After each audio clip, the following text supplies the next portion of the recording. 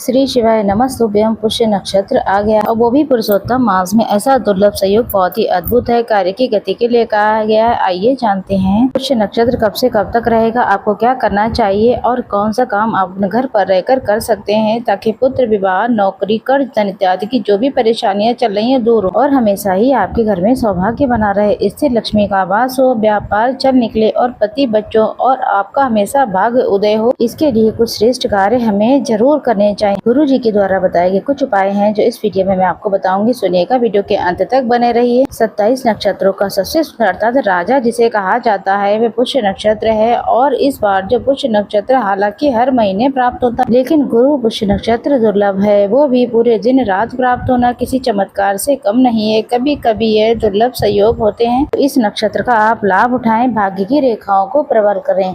27 नक्षत्र में जो सबसे श्रेष्ठ नक्षत्र पुष्य नक्षत्र है उसे पोषित करने का आला कहा जाता है। अगर इस पुष्य नक्षत्र में भूमि, भवन, वाहन आदि की दृष्टि की जाए, कोई दान पुण्य किया जाए या कुछ खरीदारी घर पर ला करके सामान लाया जाए, इससे लक्ष्मी का वास होता है। महादेव श्री नारायण का उस वस्तु में वासा होता है और सदा सर्वदा वह चीज दिन दुगनी रात चौगनी होने के साथ हमारे साथ विराजित होती है। तो इस गुरु पुष्य नक्षत्र का आप कैसे लाभ उठा सकते हैं जानिएगा। सब कुछ वीडियो के अंत तक बने रहे। क्या दान करें ताकि आपका जीवन पुरुषोत्तम माह में सफल हो जाए। सबसे पहले आप ब्रह्म मुहूर्त में उठने की कोशिश करें। आप बता दें, इतना दुर्लभ सही हो गए। ब्रह्म मुहूर्त एक ऐसा समय हो जाता है जब भाग्य अपने आप में ही प्रबल करने के लिए होती है। दिन की शुरुआत या तो 4 बजे से लेकर के 5 बजे तक के मध्य में करने का प्रयत्न करें, जिसे ब्रह्म मुहूर्त कहा जाता है। ऐसा न कर सकें तो आप 5, साढ़े 5 यानी कि सूर्य उदय से थोड़ा सा पहले उठ जाइए। ओम नमो भगवते वासुदेवाय, ओम महालक्ष्मी च विद्महि विष्णु पत्नी च विद्महि तन्नो लक्ष्मी प्रचोदया, इन महामंत्रों का जाप करें। इन मंत्रों की महत्वता इस दिन की बहुत कही गई है। श्री शिवाय नमस्तुभ्यं महामंत्र के साथ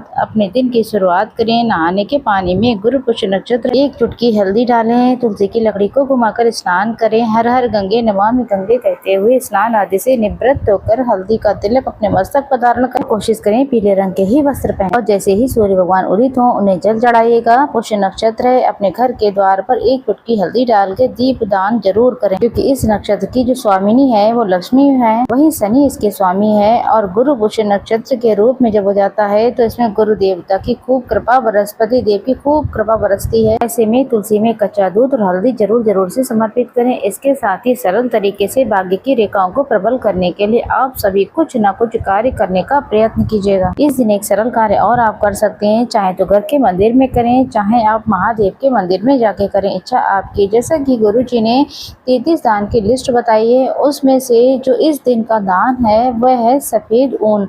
सफेद ऊन दान करना इस समय गर्मी है, संभव नहीं हो पाएगा। ऐसी स्थिति में आप आसन का दान करें, या नहीं तो आप इस दिन पीले चने की दाल का दान करें, हल्दी का दान करें, पीले वस्त्र दान कर सकते हैं। कि पीले चने की दाल जो होती है स्वर्ण के समान होती है, तो अपनी इच्छा शक्ति सामर्थ्य के अनुसार आप किसी भी शिव नारायण के मंदिर में चने की दाल का दान जरूर करें। वहीं गुरुजी ने अभी हरियाणा कथा में एक उपाय बताया है, आपने सुना भी होगा। बेलपत्र अपने घर के शिवलिंग पर या आसपास महादेव के मंदिर में जाकर के कुबेरेश्वर महादेव का नाम लेकर अगर आपको बेलपत्र समर्पित की हुई मिल जाए, या फिर घर के मंदिर में या किसी भी तरीके से आपको मिल जाए, आपको ऐसा लगे ये मंदिर बहुत ही चमत्कारी अपने आप में बहुत अद्भुत है, वहाँ से एक बेलपत्र उठा लीजिए। उस बेलपत्र को सुखा कर रख लीजिए। सुखाने के बाद उसे पीस लेना है, किसी चीज पाउडर के रूप में बना लेना है। आप जब भी आप किसी कार्य के लिए जाते हैं इसे अपने जीवा पर रख लीजिए, इससे बहुत सिद्धता आएगी और आपका काम भी बन जाएगा। आप अपने घर के मंदिर में या फिर महादेव का कोई सिद्ध मंदिर हो, वहाँ से एक बेलपत्र चढ़ा लीजिए। इस दिन की महत्वता बहुत अधिक है और इस दिन लाया हुआ कोई भी जड़, कोई भी वस्तु धारण करना, अपने आप में प्रयोग करना, औषधि खरीद के लाना, उसे अभिमंत्रित करना, कोई रत्न धारण करना किसी चमत्कार से कम नहीं है। क्यों न इस वस्तु को समर्पित करके बेलपत्र को अपने घर ला करके इसे प्रयोग में लिया जाए, इसका फल बहुत ही अद्भुत कहा गया है। वही गुरुजी कहते हैं, सिम पंचायत का नाम लेकर के सरल तरीके से आप 5 बेलपत्र ले लें। शिवलिंग पे चढ़ाई हुई भी प्रयोग कर सकते हैं। 5 चावल के दाने आपको ले लेने हैं और गुरुवार का दिन है, केले वृक्ष का पूजन करें और गौ माता को केला, गुड़, चना जरूर से खिलाइएगा। 5 बेलपत्र आपको ले लेनी है और 5 चावल के दाने ले लेने हैं। शिव पंचायत का आपको ध्यान करना है। ये सिर्फ और सिर्फ गुरु पुष्य नक्षत्र के दुर्लभ संयोग में ही होता है। यूट्यूब में आप गुरु जी की आवाज में भी सुन सकते हैं। इससे हर कार्य सिद्ध होता है।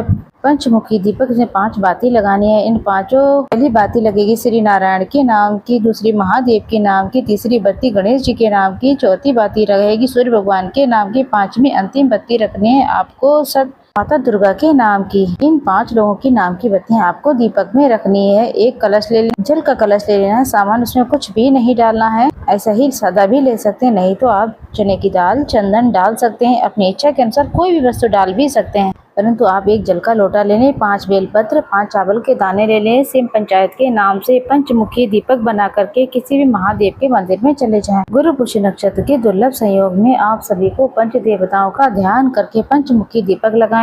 फिर आप सभी लोग जल का लोटा लेकर गए हैं, इच्छा शक्ति सामर्थ्य के अनुसार चाहे जो उसमें मिला लीजिए, शिवलिंग पर इस जल को चढ़ा दीजिए। इसके बाद आपको 5 बेलपत्र अपनी कामना कहते हुए और 5 चावल के दाने शिवलिंग पर चढ़ाने चाहिए।